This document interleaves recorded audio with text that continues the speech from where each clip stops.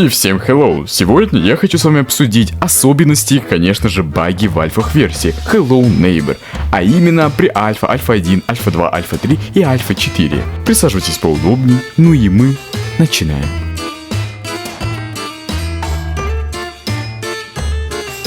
После выхода первого трейлера Соседа, разработчики, а именно Dynamic Pixel, стали выпускать альфа-версии, в которые игроки могли поиграть бесплатно и понять, нравится ли им идея и тема этой игры. И в августе 2016 года люди смогли поиграть в pre-альфу. Начинающие легендарные ютуберы стали популяризировать эту альфу и идеи игры.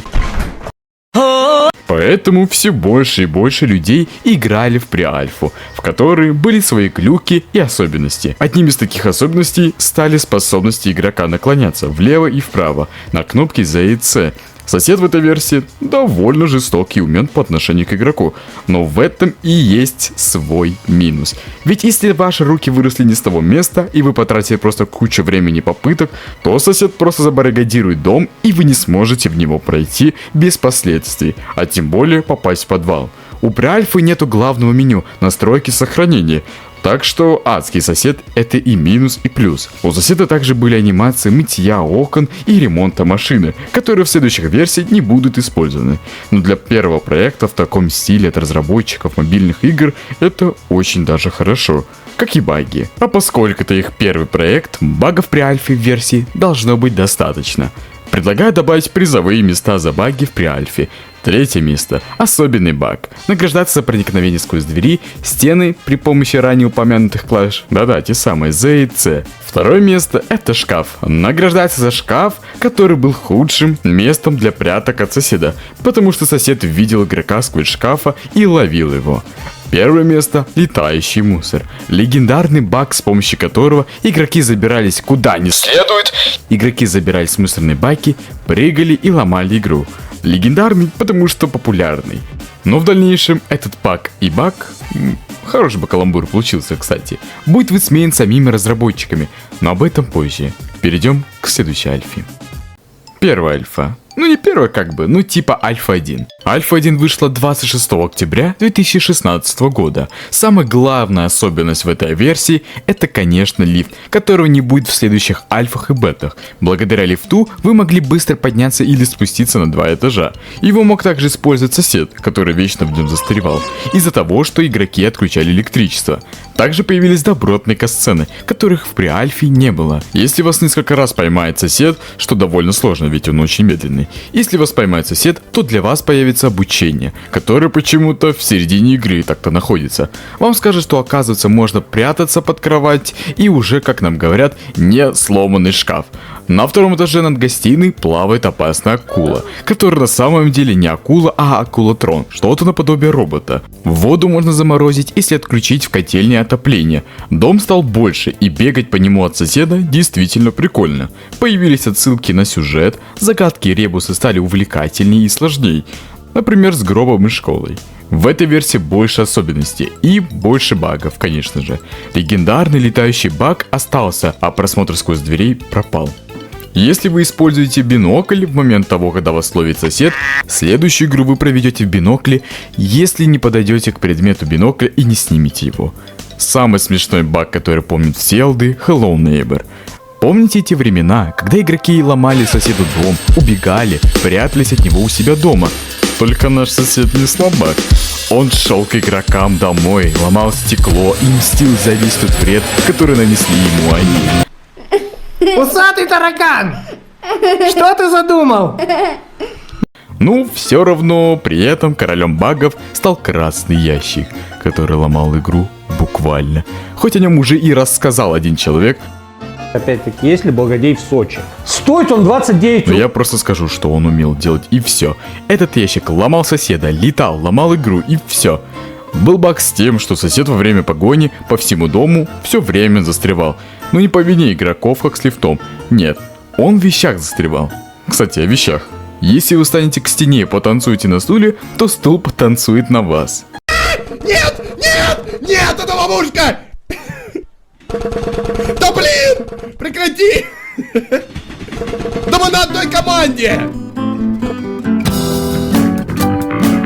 Альфа 2 вышла 23 ноября 2000... Ну ладно, когда вы зайдете в игру, то вы увидите красивое меню, которого в прошлых альфах не было. Появился всем нам привычный стиль мультяшных предметов, который, по моему мнению, игры не хватало. Хотя не понимаю, зачем разработчики еще и деревья изменили под этот стиль. Ну ладно, ведь в Альфе 2 и Альфе 3 был такой баланс между мультяшным стилем и реалистичным. Но мультяшный стиль мне все равно нравится больше, чем реалистичный. В предыдущей Альфе сосед был слишком медленный, то в этой Альфе он слишком быстрый. Ну и не нужно забывать о том, что дом соседа уменьшился в размерах, и догнать игрока соседа будет проще. Но самой главной особенностью стала консоль от разработчиков, которая затронула абсолютно всех. Даже Куплинов ей пользовался и забирался под карту. Поэтому это самая любимая альфа у фандома, потому что мог делать в ней все, что угодно. И делать теории. Из мелочей сосед научился ссать да спать. Извиняюсь. Только в этой альфе соседа можно усыпить с помощью снотворного. Баги это хорошо, но с консолью еще лучше. Большинство багов связано именно с ней. Поэтому первый баг это ведро, которое прикольно застревает в двери на втором этаже дома главного героя. Нет, шучу, но это тоже баг. Когда предмет проваливается под карту, он телепортируется в коробку пропавших вещей. Когда игроки удаляли вселенную соседа, и все вещи и сам сосед падали и устраивали мужицкий дождь. С неба падают мужики! Аллилуйя, это мужицкий дождь! И минимальное количество FPS. Красный ящик остался, мусорный бак остался, веселый стул не остался. Но появился сосед, который играет с вами в гляделки. Во время поимки игрока сосед мог зависнуть. Игрок не мог двигаться, ведь его поймал сосед. Но при этом он не телепортировался на спавн. И все же помнят того манекена. Альфа 3, которая вышла 23 декабря. Какого года? Да, 2016 на Новый год. Кто-то ждет подарки на Новый год, кто-то хочет сожрать все сладости до праздника, а кто-то хочет завершить альфу до Нового года. Да? Ведь разработчики хотели сделать все в срок и доделать огромный дом они не собирались. И сделали темное время суток, чтобы их косяков никто не заметил. И знаете, это довольно хитро. Игроки ничего не заметят, а темным временем суток, грозой внезапным появлением соседа игроков, можно напугать. Так что третья альфа в этом хороша. В этой альфе вернулся огромный дом, где доступно 3 этажа с элементами паркура, от которых всех бомбануло. Но и у соседа появились особенности. Он научился кидать в игрока клей, тем самым замедляя его. Эх, да. Легендарный клей. Также сосед может открывать шкаф и находить игрока, который копается в соседских вещах. Многие предметы обрели физику. Например, дверь, которая не будет багаться, если вы поставите туда предмет, как в предыдущих альфах. И еще предметы обрели новые звуки. За пределами дома соседа появились такие здания, как завод, супермаркет, больница, церковь, заправка и школа. А также появился город вдалеке, из которого приехал главный герой. И что затягивало всех игроков, было куча вопросов после ее прохождения. Если в предыдущих альфах не было никаких QR-кодов, секретов, шифров, то в третьей альфе все это было. И всех это завлекало. И это была главная особенность этой альфы. Но есть еще и баги. Полет на баке частично исправили. Дьявольского ящика в ней нет. С новой способностью соседа кидаться клеем появился запоминающий баг. А именно левитирующий клей. Когда сосед кидался клеем в игрока, клей зависал в воздухе. Или сам игрок мог это сделать, разбив банку клея. Сосед часто застревал в стенах и окнах во время погони за игроком, чем успешно пользовались игроки и проходили игру за полчаса. Да, мало в этой альфе багов. Альфа 4. Альфа 4 это заключительная альфа для данного видео.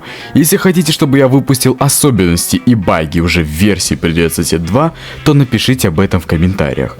Альфа 4 вышла 4 мая уже 2017 года. В этой альфе был закончен дом соседа из третьей альфы. Все комнаты в этом доме были доступны, даже можно на вагонетке покататься. А еще здесь можно разбиться с большой высоты. Но это не беда, ведь в альфе 4 появился зонд. Если вы играли в «Привет, сосед» и зонд для вас стал самым настоящим родственником, ведь носили вы его куда угодно, то вы являетесь самым настоящим гангстером среди соседей. Ну, а если нет, ну... Двери стали шире, чем в Альфе 2 и Альфе 3. Скорее всего, это из-за той комнаты без пола, которую все ненавидели. Добавили несколько времен суток, а именно утро, день, вечер и ночь. Они меняются, когда игрок падает и разбивается. Также были изменены текстуры некоторых предметов и замены их на мультяшные. В некоторых комнатах изменили обои из 3 Альфы, а новые вообще не имели каких-то текстур. Чему также обрадовались русскоязычные игроки, это надписям на исковерканном русском языке. Они в этой версии везде. Даже пачку молока перевели. Так, а что с соседом? Сосед стал пользоваться фонариком ночью и вечером. Сосед стал плохо видеть в темноте. Он стал издавать больше звуков, и он может чинить сломанные камеры, но не упавшие. Появились 2 кошмара. Кошмар школы и кошмар темноты. Для чего они нужны? Ах, да. В этой версии доступен сам подвал, для которого нужны способности двойного прыжка и толкания, без которых вы и в подвал не пройдете. После прохождения подвала игрок идет на яркий свет и просто катсцена никак не связана с подвалом. Чё? Кстати, несмотря на все ее хорошие особенности, это самая плохо оптимизированная версия игры, в которой багов тоже прилично. Например, в некоторых случаях, когда игроки скидывали вещи из дома соседа, те бесследно пропадали. Многие могут вспомнить баг, связанный с лестницей, которая еще и в видосе Юджина была. Когда игрок лез по лестнице и совершает всего лишь одно неверное движение, вы упадете. И даже не важно, как вы приземлитесь, вы все равно умрете. Баг с ружьем. Если стрелять соседу под ноги, то он будет подлетать вверх, а если под ноги главному герою, с ним произойдет смерть, и он появится в другом месте. И всем спасибо за просмотр, подписывайтесь на канал, ставьте лайки и пишите комментарии со своим мнением и пожеланиями. Видео озвучил я, Шайман, на канал которого есть ссылка в описании. Ну и всем до свидания и всем пока-пока.